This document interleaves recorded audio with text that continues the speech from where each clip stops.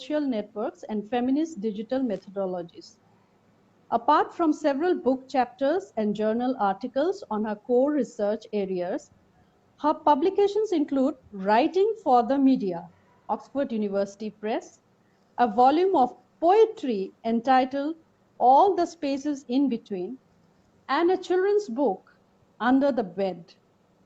She is a blogger and recently launched a collaborative podcast Reading for Our Times, which features short excerpts from her favorite books. So, welcome, Usha. We had started this series of conversations called Why Women Write. And I know it's a never ending topic where you can go on and on why women write and why women don't write. And some people ask me, so is women writing different from men writing?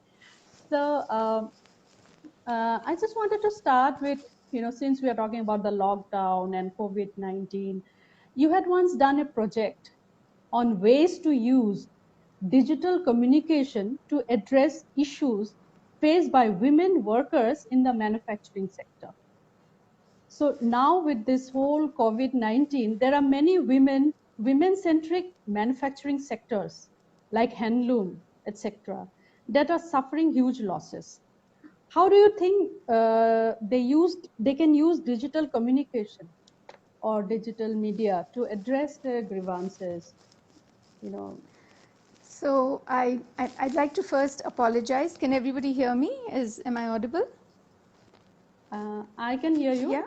I'm sure the Okay. others can also hear you. So I'd first like to apologize for this mess. And I think, as you said, I'm fighting with the clutter in my head and the clutter in my life. So it's just a constant endeavor to stay on top of things. Thank you so much for having me on your show. And I'd like to actually just clarify, you did talk about the project looking at women in the informal labor. This is a new project we've just started. I'm working along with teams from Bangladesh and a larger team from Hyderabad. And we were actually just going to start our field work, but the lockdown happened. So our first step really is to understand how women use digital media, if they use it at all. Because what we know from other studies and from observation is that WhatsApp is becoming a big platform for people across socio-economic groups.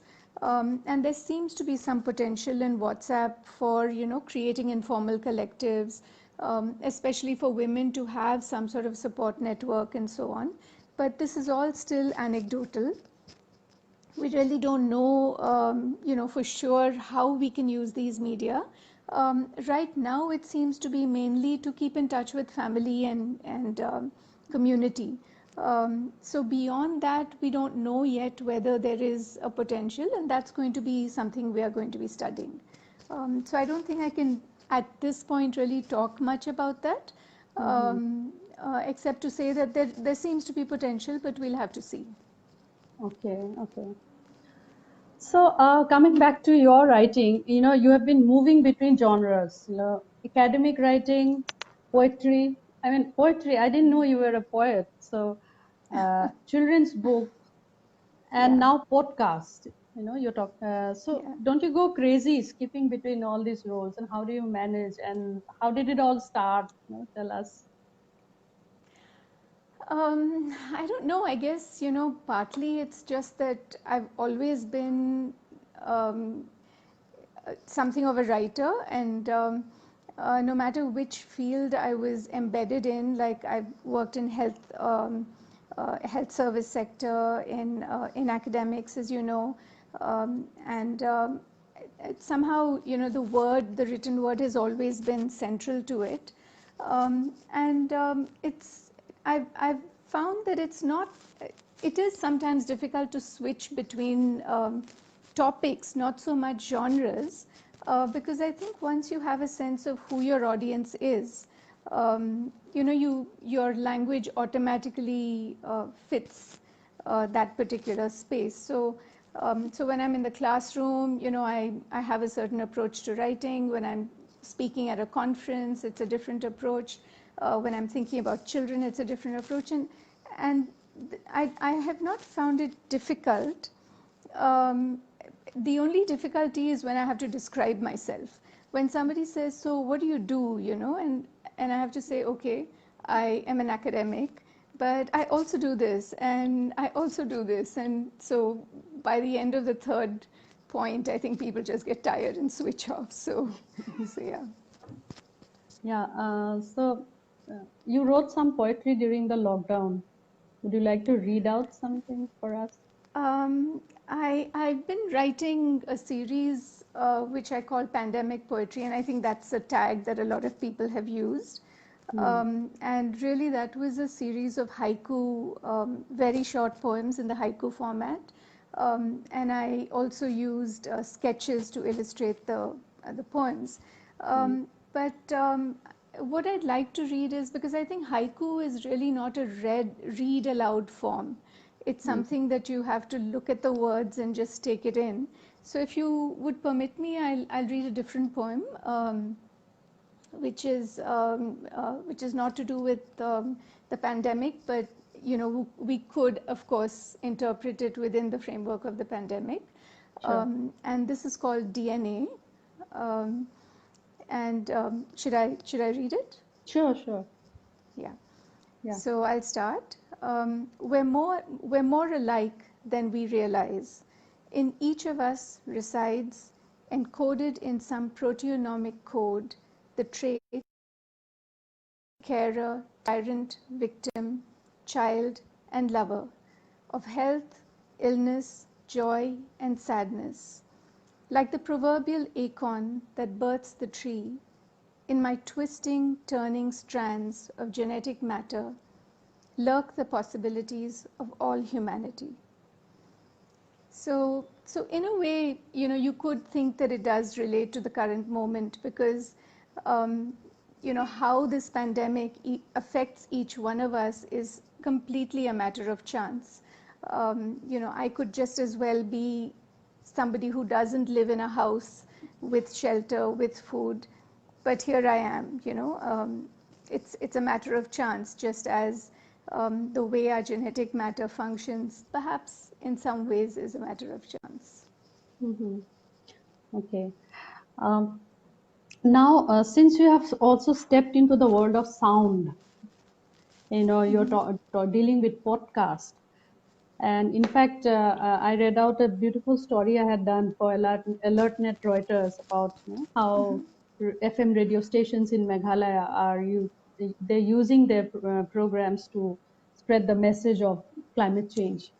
So, please tell us more about podcasts, because I have no idea about podcasts. So I'm sure there are many people who have no idea. It's a very recent, fairly recent phenomenon, and uh, and especially the Indian audio market. So because today everything is visual, we try to. People want videos. People want so in this visual world. Do you think the world of sound will survive? Well, clearly, just the growth of the podcast market shows that there's a resurgence of sound. And I don't know, some of us will remember that old Queen song, Radio Gaga. Hmm. And he says, people will grow tired of audiovisual and come back to radio sometime. Hmm. And while I wouldn't say that people have grown tired of audiovisual, people are finding that there are many points in their lives, in their days, where your eyes cannot be fixed to a screen. And you might be doing something else, and you have what we sometimes call dead time, or empty time. And these are the times that you can fill with audio. So if you think about how people used to listen to radio in the old days, they would listen after they went to bed.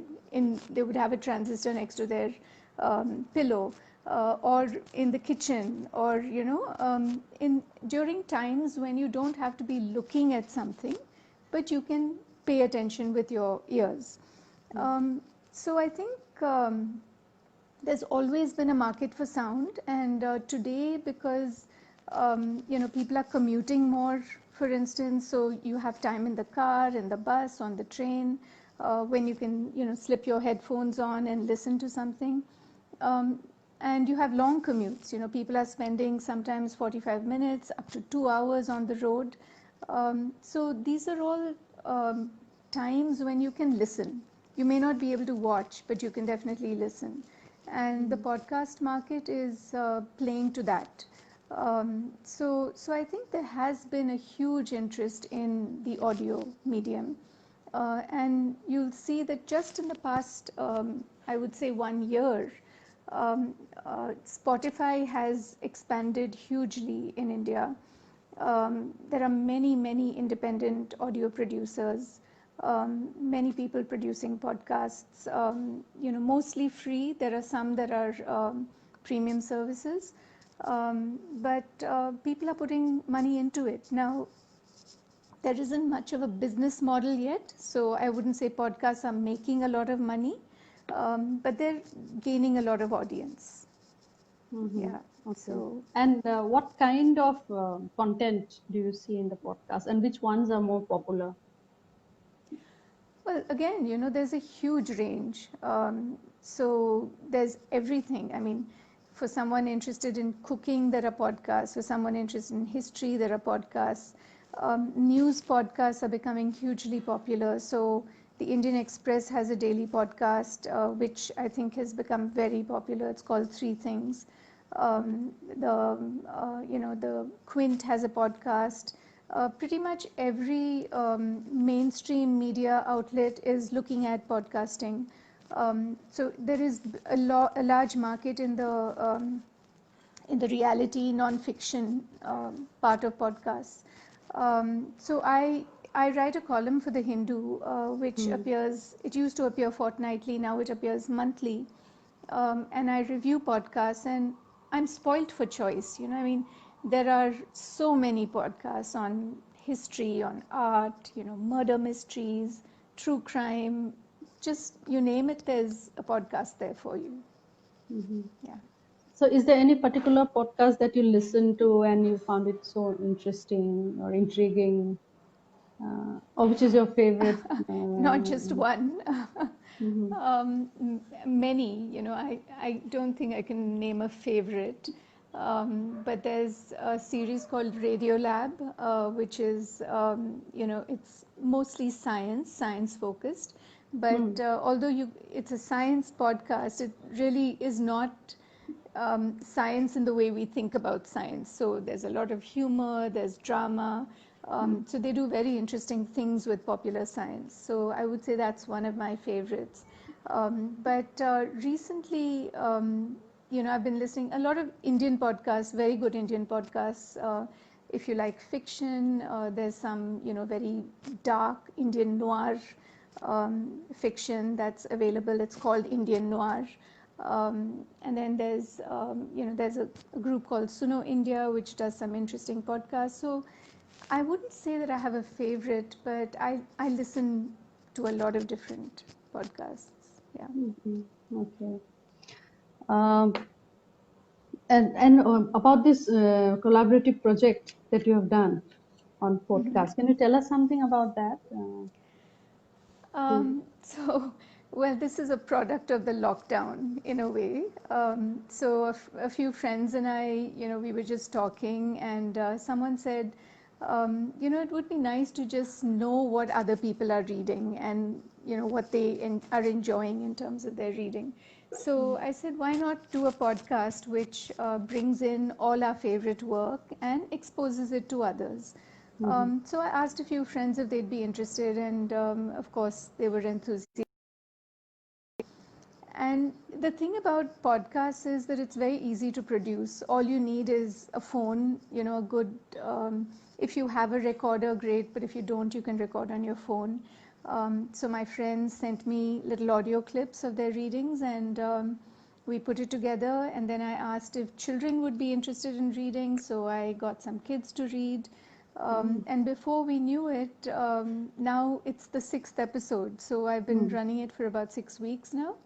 And, I have to thank my friends. They've all been very cooperative and enthusiastic. So the last episode, actually, we read from banned books.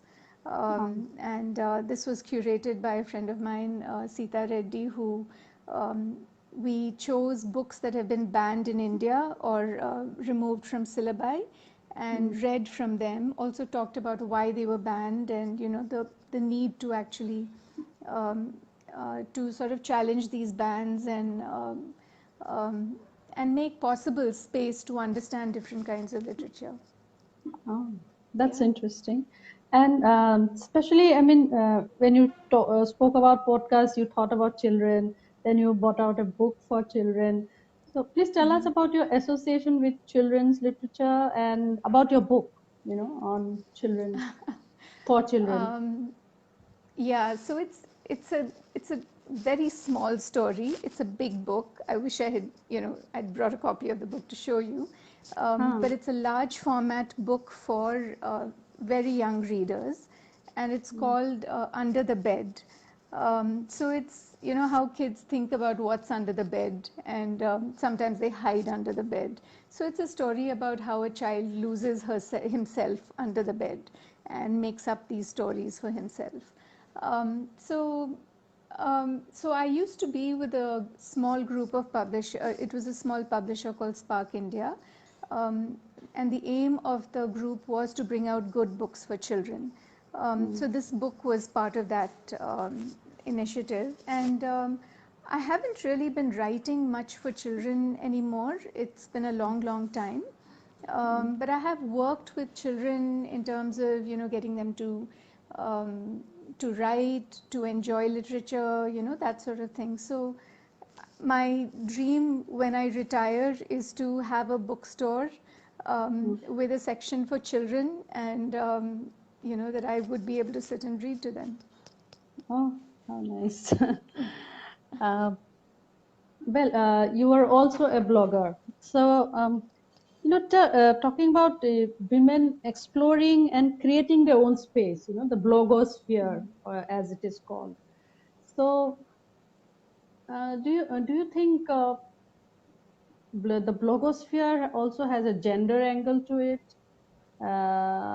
Do people, think that, oh, this is trivial, or this is fluff because it's written by women, or it's written about so-called feminine issues like cooking, or maybe housekeeping, if but I can understand that it also creates a space for women, especially educated women who have not been able to do something, or maybe so how do you see this? I mean, this gendering of the blogosphere. Well, incidentally, a good friend of mine recently just brought out a book called, which is about the women's blogosphere, and she looks at issues of identity and feminism and so on. And she found that, I mean, all the things that you said are true, right? I mean, in the sense that the blogosphere offers a space for educated women, or maybe not even highly educated women, but women who are literate, who want to say something, who have a voice, who have the words. And it's offered a kind of non-judgmental space for women to express themselves. And I think it served a very important function, which is certainly not trivial. So even if it's cooking, I mean, how is cooking trivial, right? I mean, it's the center of our lives. So whether it's about cooking or parenting or domestic issues or relationships, I think all of these are very important, and they're often dismissed as, women's writing. And but they play a huge role in not only affirming yourself, but creating a community, because there are many very successful women who started out just writing about parenting issues, and they have a huge following. And I think for the women who are writing, as well as the women who are reading them, who are following them, who are commenting, it creates a community. And so I mean, there are people who would say it's trivial, um, but then that's okay. It's not trivial. For the women who are in that space, it's certainly not trivial. Yeah. So, do you think it's empowering for that woman? I mean, how would you see it from that angle? How she's found her own Well, space. That. yeah, I think, any form of expression, whether it is blogging or like community radio or art, if a person is able to do it and find an audience or not find an audience, I think the act of doing it itself is empowering. And then the affirmation you get from an audience is a second level of empowerment. But the ability to pick up a tool, whether it is, a pen or a paintbrush or using your voice and putting it out there, I think that itself is empowering. And then to know that there are people listening to you or reading or watching is a second level of affirmation. Mhm. Yeah. And what is your blog about? Maya Speaks, right? That's Maya Maya Speaks. Notes. Maya Notes. Okay, fine. I mean, I'm quite irregular. I used to, there are times when I write regularly, and then, months will go by when I don't write. And I think that's how it is for many bloggers. I call it making sense of the everyday. So there are some posts which are about political issues. There are some about, what you might call feminist thinking through. So just anything that strikes me, and I often write about my daughters and the difficulties of parenting, and how does one live a truthful life in this sort of complex world. So I think just issues that all of us deal with, and for me writing is a way of making sense of the world. And sometimes you need to make that, you need to write in order to make sense, but in the writing you're also hoping that you're making sense for somebody else as well. So so yeah, so it's something that forces me sometimes to write to clarify my own thinking. Mm-hmm. So, would you prefer a pen and a paper, or you'd prefer your keyboard? What is it? Or it's like you I have graduated to the keyboard now. You can't. Can you think with your I don't pen know and if paper? it's graduated because I still love collecting notebooks. I still love my fountain pens. And if you ask my students, they'll say, "Oh, she uses that purple ink on her in her fountain pen." Okay. But increasingly, my fingers are getting arthritic, and I'm finding it hard to actually hold a pen for long periods and write. And I hate that. I mean, I wish I could write more without pain. So yeah, I have not graduated, but I've moved to the keyboard, I guess. Yeah. Okay. And since you are you're dealing with media education day in and out. You are a media educator. So, can you tell me what do you think are the major drawbacks of media education in India? Can you point out some flaws? Uh, you know, because what are our media schools producing? There's so many media schools flourishing all over, um, and most universities have media departments now, all over India. Even in now you find in all the states of the Northeast. So how would you assess Um, this? What do you think are the major flaws, or how can we improve media education? I know it's a very sweeping question, but a still, lot of, yeah, big questions. Yeah, I mean, this is something I've written about, that I'm, constantly thinking about, and I'm in a, I'm very fortunate to be in a really good department. I have wonderful colleagues. and we get, really good students. One, because we're in a metro, and secondly, because it's a large university. So I really can't complain about my own situation. And I think we've produced some really good students who've gone on to become journalists and, communication professionals in their own right. But yes, I think journalism schools are facing, several challenges. One is the challenge of technology and, the changing industry. So very often what we teach in the classroom seems to be two steps behind what the industry is doing in terms of technology. And then there's also this, the stress in the industry in terms of financial stress and, political interference and all that. So in the classroom, we usually talk about ethics and we talk about, ideals. And you find that the kids go out and, they're faced with all kinds of ethical challenges or political interference and so on. So they come back and say, yeah, it's all very well to talk about it in the classroom, but the real world is not like that. So, so there are those tensions which are, I think, which all journalism schools face. But at the same time, we're finding that there are a lot of young people who come in really wanting to do good work. And it's a tough job to sort of protect their idealism and to nurture them and hope that when they leave, they're going to retain it all and they're not going to get disillusioned. So I think there are many challenges. There are challenges in terms of pedagogy, in terms of infrastructure, in terms of the larger industrial scenario. Mhm. Yeah. I And mean, right? You also are involved in education. Uh, well, I'm also a trained journalist. I was at the Indian Institute of Mass Communication, New Delhi.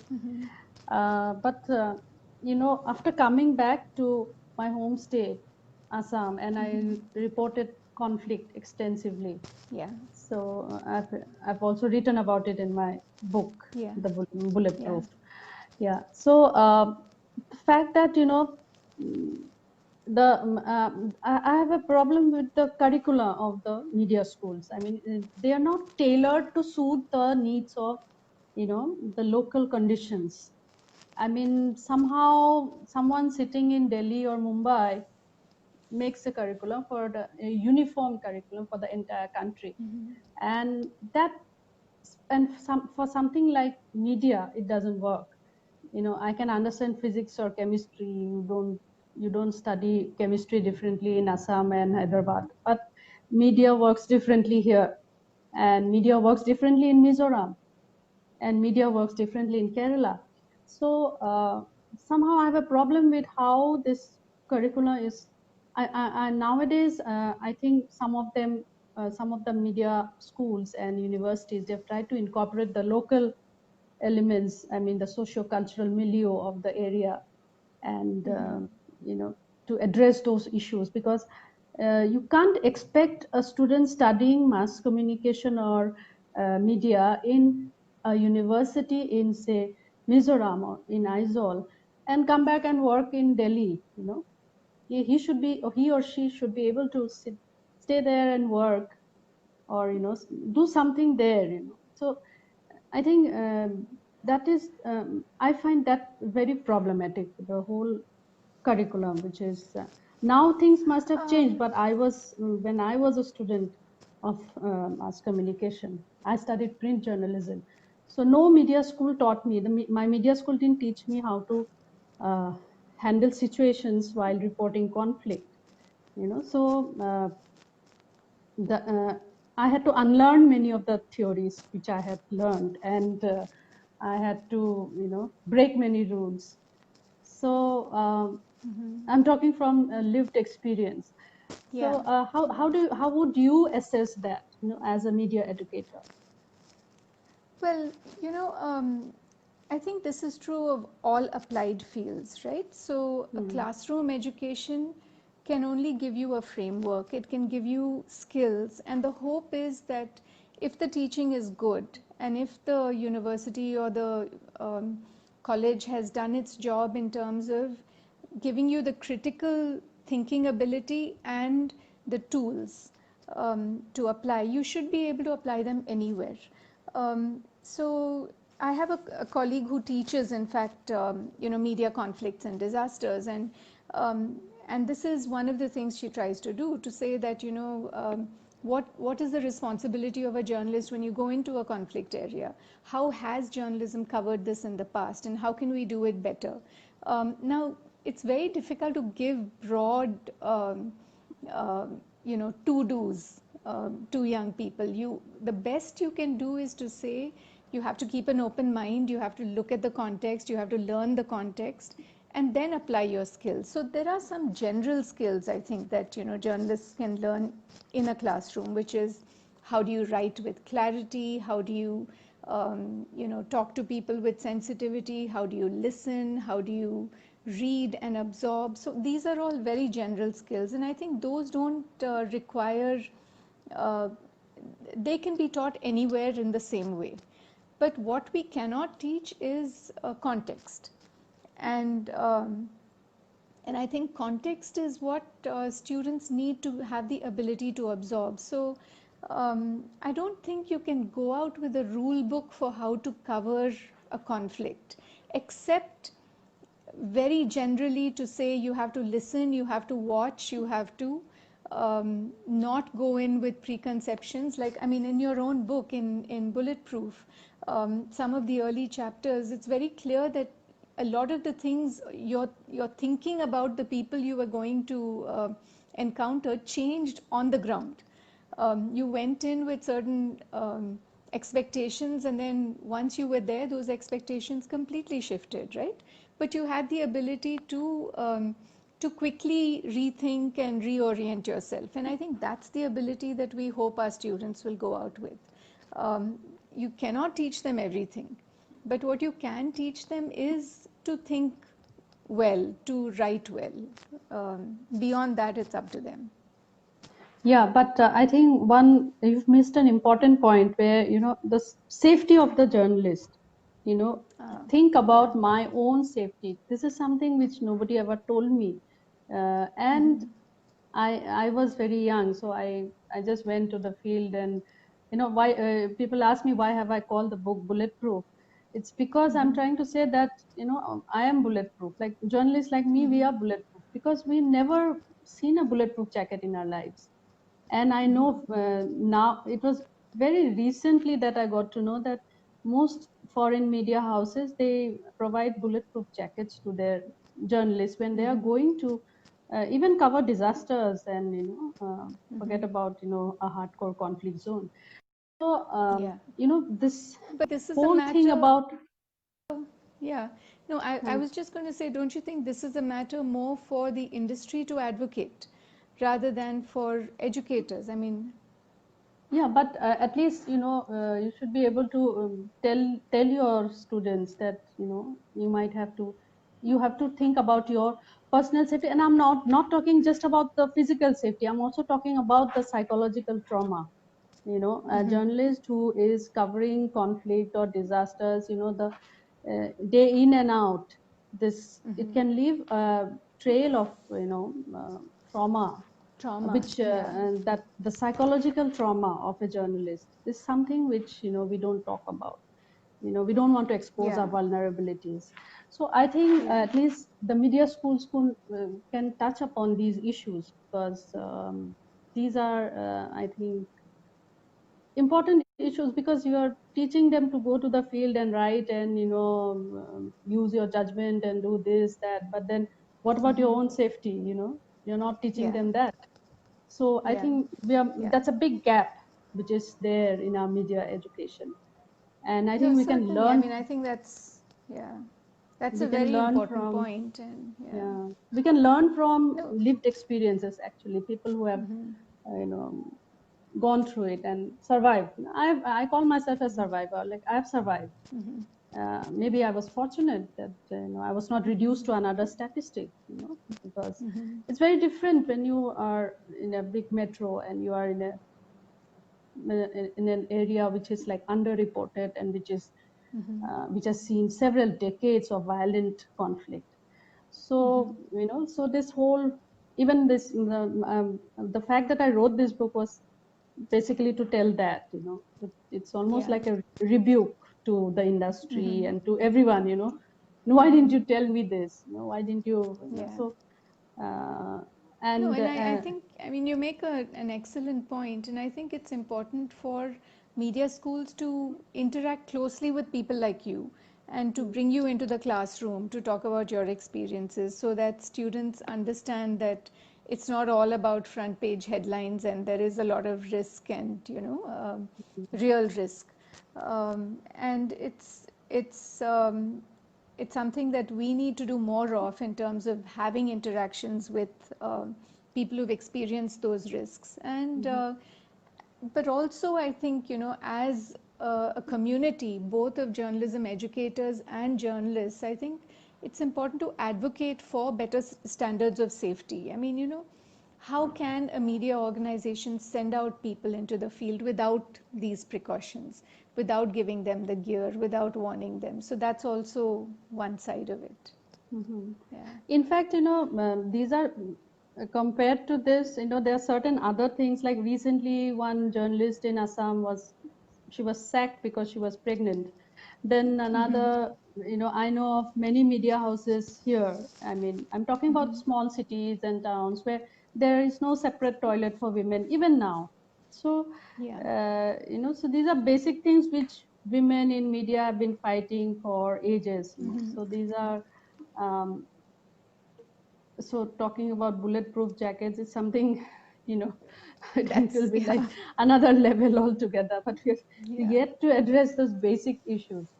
Anjali Lal Gupta has written that thanks for bringing up the issues of safety and trauma of reporters. Hopefully, I'd be able to arrange for you, Teresa, to give a lecture to my students for the course. I teach media, uh, conflicts and Conflicts disasters. and Okay, disasters. Yeah. okay. Yeah, Thank you so she's the much. colleague I was talking about. Yeah. Okay, Yeah. okay. So that's what I felt, that India is such a diverse country. So the media education is something which it should be diverse as well, and bring in all the elements, and talk about each other's culture and society. You have to understand the society, and Yeah. Yeah. um, not just giving you some basic skills to go and hold the mic and talk. No, absolutely. In fact, I think students should come into journalism with a good understanding of sociology, political science, history. I mean, you can learn the skills, you can pick up the skills. What you need is an understanding of politics and society and culture. Mhm. Um, and that's something you can use your time in college to acquire. Mhm. In fact, I was a student of English literature, so the first thing we were asked to was read the Bible, because there's so many biblical allusions to the literature that's being In taught. literature. Yeah. Yeah. Yeah. So I think media students can be asked to read the Constitution of India before you start coming to the classes, Yes. because you have to Yeah. understand the Constitution, and mm, well, Yeah. let's go back to your academic book, Writing for the Media. So, Yeah. do you have a It's copy an with you? old book. So it's I don't have a. I'm all my copies are in the office, but I did find a PDF. So, okay, okay. but it's an old book. It's now almost 15 years old, and well, 2000. Yeah, it's about 12 years old, and I mean, of course, it's still in circulation. Um, and I hope that colleges are using it. I'm not sure. The royalty checks are not great, so I'm not thinking many people are buying it. But yeah, so I do have a PDF, and I can read a little bit. I mean, reading from a textbook is not very exciting. But I can just read a very short extract to give you a sense of the tone of the book Mm. if you Yeah, want. sure, sure. So this is from a chapter. So the book is organized. It's sort of a broad overview of writing, mostly for print. And this is from the fourth chapter where I talk actually about the writing process. So I'll just read a very short extract.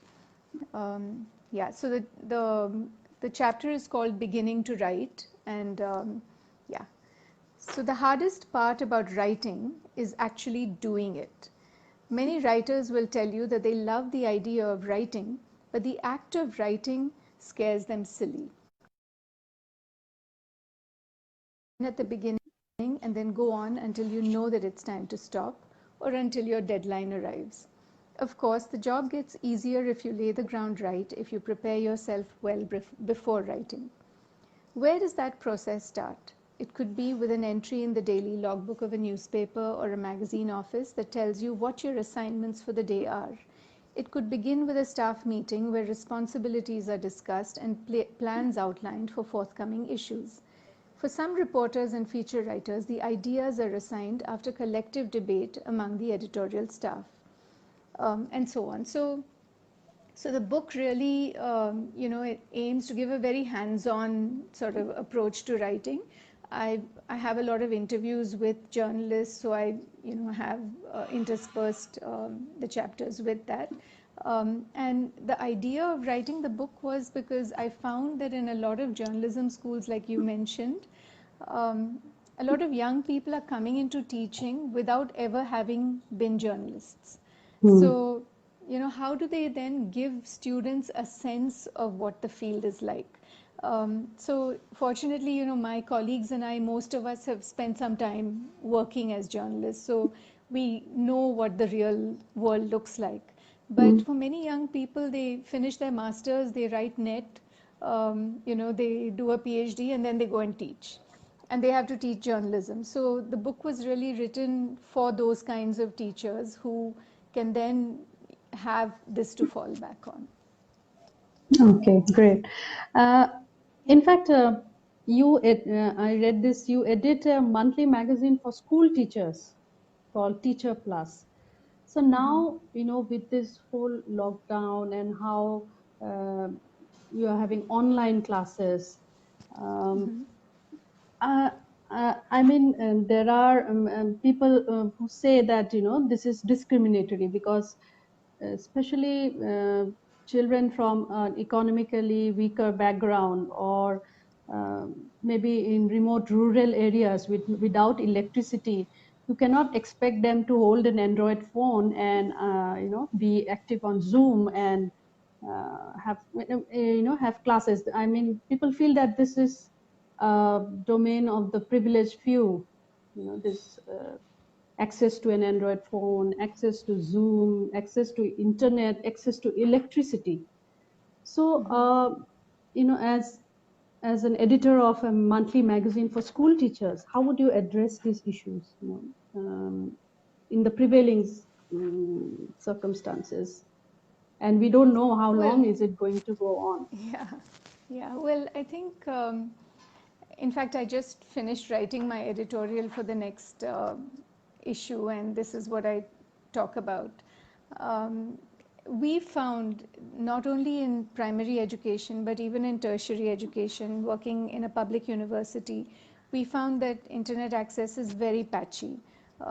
So even students who come to university, whom you would think have a slightly greater degree of privilege than, let's say, primary school children in a village, even with university students, we found that access is hugely diverse. There are students who, like you say, don't have reliable electricity. So even if they have a phone, they can't charge the phone all the time. Then internet is patchy. So we have actually pretty much decided that we cannot do online classes. So I think for school teachers also it's the same. I mean, on the one hand, their children may not have access universally, but the teachers themselves may not be in a position to conduct classes from home.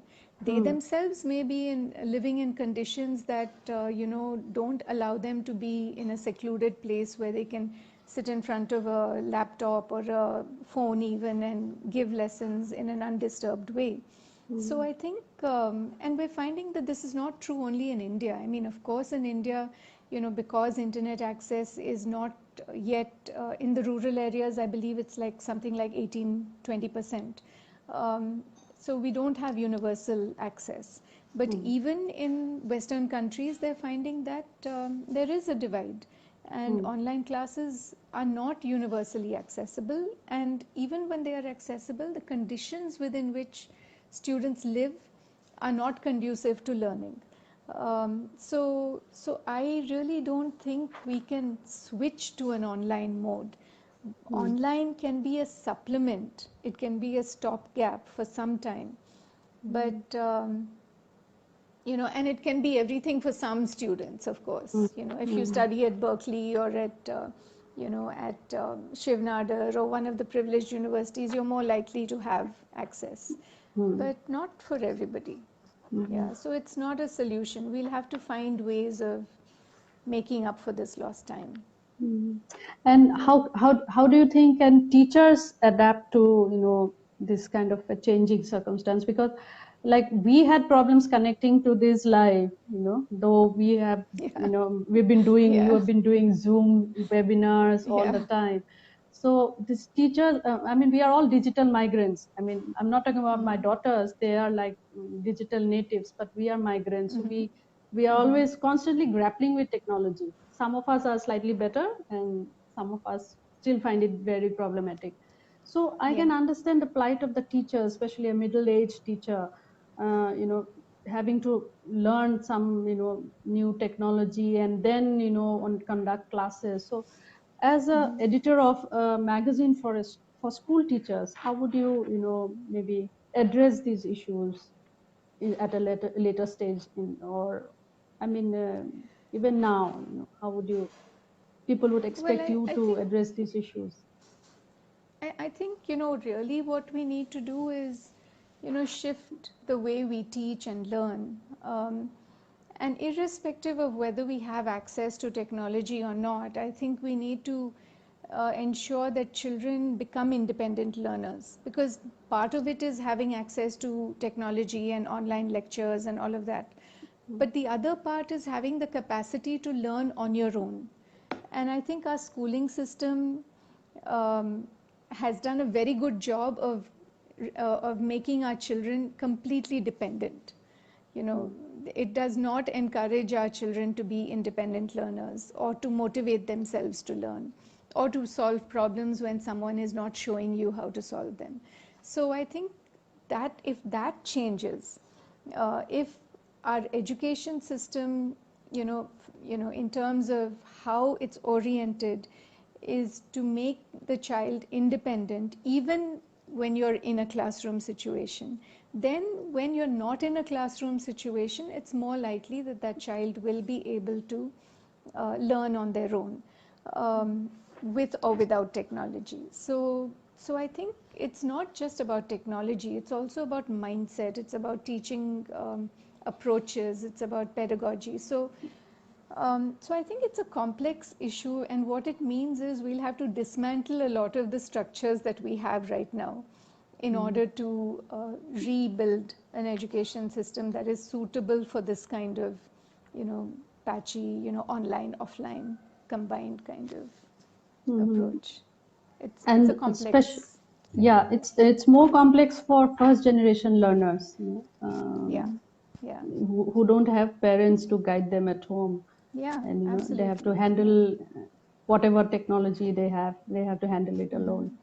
So I think the divide is sharp, and I don't know where are we heading to.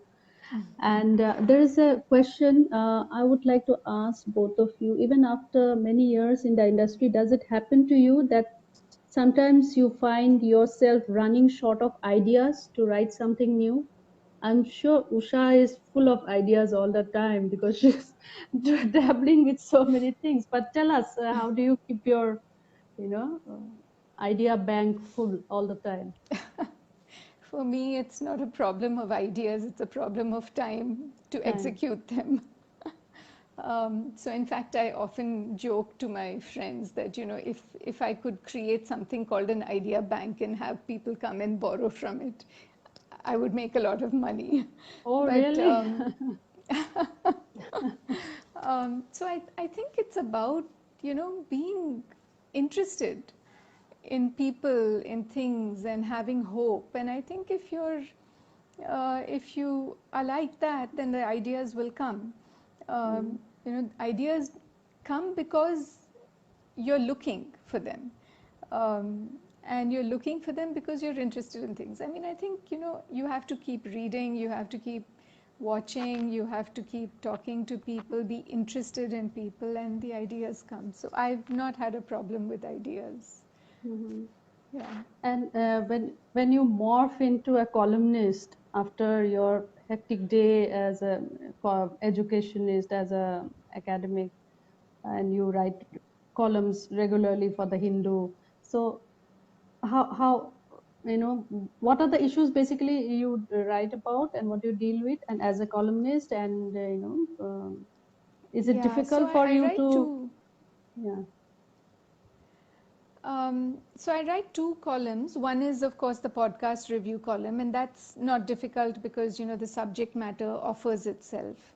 The other column is something I've been writing for about 6 years now, and it's called Backpacker's Guide to Learning and to Living and Learning, and they just call it Backpacker's Guide, and it's a column about learning and about education, and it's about continuous lifelong learning kind of. So that sometimes is a bit of a challenge because having been writing it for 6 years, to find something new to say every 2 weeks is sometimes a bit of a challenge. But then I find that because I'm engaged in the classroom, because I'm constantly meeting young people, um, the ideas come. So, in my classroom, something would have happened, and then I pick that up and I write about that. Um, so yeah, so it's sometimes it does get to be a bit of a headache in the sense, the Sunday will come and I'll have to, I'll get a message from the Hindu saying, "Ma'am, your column is due tomorrow." So it's like, oh, I have to sit and write it. But then, 500, 600 words, I manage. Yeah, I Radhik, love uh, writing. Yeah. okay. Radhika Sorry, there's a Chandika question. says, yeah, Radhika Chandika says, as a teacher, I have often struggled to hold the students mentally alert in the classroom. Online, it is impossible. So, Absolutely, I agree. mm, uh, Yeah. so I don't know how, how would new age teachers, I would call them new age teachers and new age students, because how would you hold their attention? I think you just have It's tough. to, yeah, Yeah. it's tough. Yeah, I mean, even in a classroom, like you say, like Radhika says, it is very difficult. And you know that, whether their phones are with them or not, you know that, their minds are only partly there. So you do the best you can. Hmm. In fact, I've seen many funny memes, mocking teachers who are like, busy cooking and also doing this, that, and Yeah. one elderly teacher, he's sitting in front of the microwave and asking, "Where are the buttons? Where are the students?" This is the microwave. Yeah. His wife tells him. So Yeah. I don't know. Let's hope that something good comes out of this lockdown. And if I'm not mistaken, I met you last time. You had gone for the Fulbright. You are also a Fulbright fellow. Okay. Yeah. Would you tell us something about what issue did you work on as a Fulbright fellow? So I did a couple of things. I was looking at, and this is an ongoing project on interdisciplinary communication and how, especially within the space of computer digital design, how different people from different disciplinary backgrounds come together to collaborate. So that was my project at MIT. I was looking at people who were in computer science, people who were sociologists, who were communication specialists, and how they came together around a project and how they communicated. So that was one part of my work there. The other part was to to What understand how to build, sorry. what was the project about? I mean, what was the topic? Yeah, so I call it interdisciplinary communication or communication across boundaries. And so I interviewed people who were working on the same project but from Okay, different okay, disciplines and trying to okay. understand how they came together on a common platform. But I was also trying to look at what their pedagogy was in terms of digital culture. So I teach a course on digital culture, and so I sat in on several seminars and spoke to the professors there, and revamped my curriculum as a result of that. And how would you define digital culture for a layperson? Digital culture is basically, how do we live online? How do we live with the internet? What aspects of our lives have been transformed or influenced, or how have relationships changed? How have friendships changed? How have modes of communication changed because of the digital? Um, you know, Simple things like, what are our anxieties now in terms of presenting ourselves online versus offline? Which is your real self? Is your real self the one you show on Facebook or the one you are offline? So these sorts of questions. What are the politics? What about privacy, about data? So there are multiple questions that one can ask. Okay. And are you working on any other book now? Actually, yeah, a friend of mine and I are co-editing a book on children and media in India. Okay. So it's a edited volume. So I'm not writing it. I'm editing it, and we're hoping that'll be out next year sometime. Yeah. Okay. So affects children or something on those lines?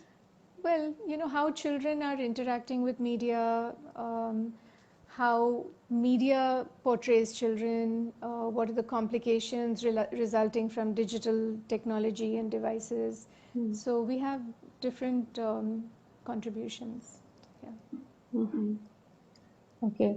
Let's see if we have any more questions. You can ask Usha. And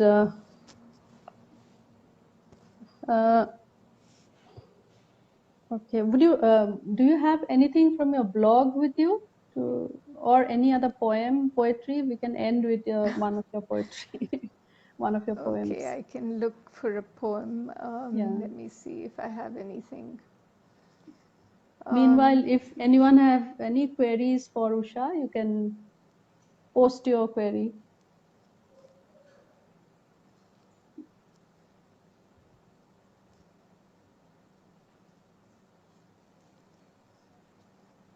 Okay. Okay, Meenakshi So, Borkakoti.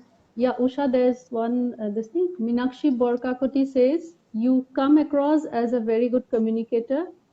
Your calm and your unhurried style. It has been a big pleasure listening in. Thank you both of you for coming together to give us this opportunity. Thank you, and thank you. yeah, thank you so much. Okay, so you got your poem. Yeah, so actually this is a poem. I I'm part of this group that does tree walks. We call ourselves nature lovers, and so we like to take walks and look at the trees. And very often we come together when there's going to be large scale tree felling, and we try and write petitions and stop the felling and so on. So this is a poem about trees.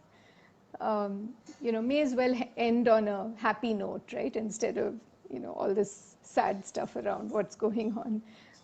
So it's called deciduous, as in deciduous trees. Um, Freed of the burden of bearing, nurturing, feeding, leaf, bud, flower, fruit, the branches dance, reveling in their all too brief nakedness, soaking in sun and summer rain, feeling the trickle of warm water reach down, evaporate deep inside the furrows of bark, into hollows of other months. green season has a lightness too often dismissed.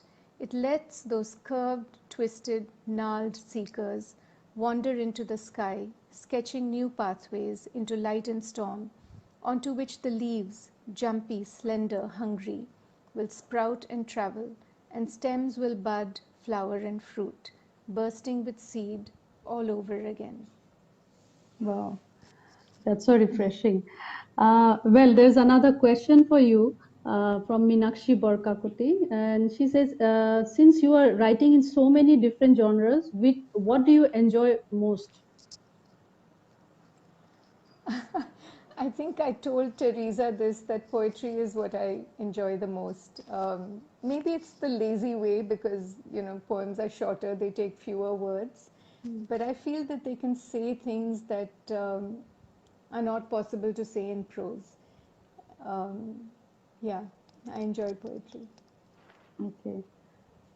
So on that note, I think we are running out of time. So thank you so much, Usha, and it was lovely talking to you. And Thank you for having me. And I really am sorry for that mess at the beginning. no, that's fine. That's fine. We are all Yeah. struggling with the computers and technology all the time. So Old it was, computers, yeah. yeah. So it was lovely Okay. and talking to you. Hope we meet again someday after the lockdown is over and after all Yes. this is over. And so thank you everyone for joining in and have a good night. Thank you. Thank you. Good Thank night. you.